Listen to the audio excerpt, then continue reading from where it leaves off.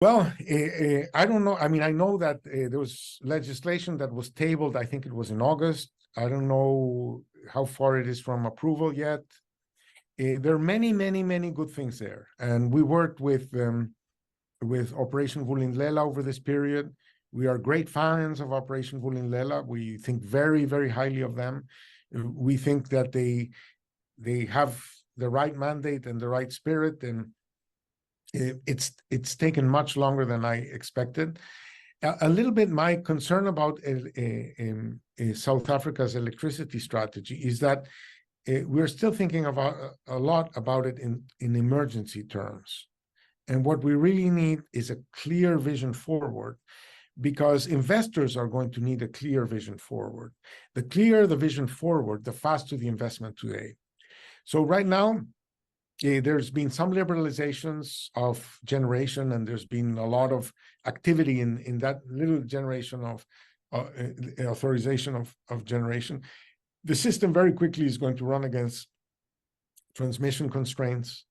The more solar you put in, the more storage you will need. There is no mechanism for private sector to invest in transmission and in storage.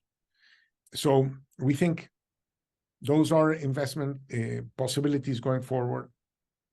We even suggest that you explore with Lesotho the use of the water highlands project in Lesotho as a battery, if you want, to stabilize the South African grid, so as to be able to include more cheap renewable energy in a way that is stable, because you can store that electricity and water, or manage the water cascade to compensate for electricity in the way it's done in the Western Cape in one of those projects.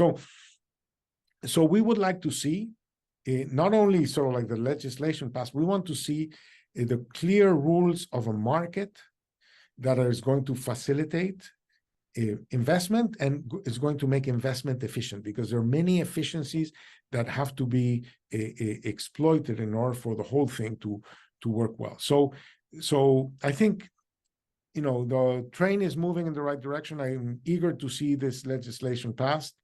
There are some issues that the document goes through in terms of clarifying and improving the legislation, but this is the beginning of a long trail to electric health.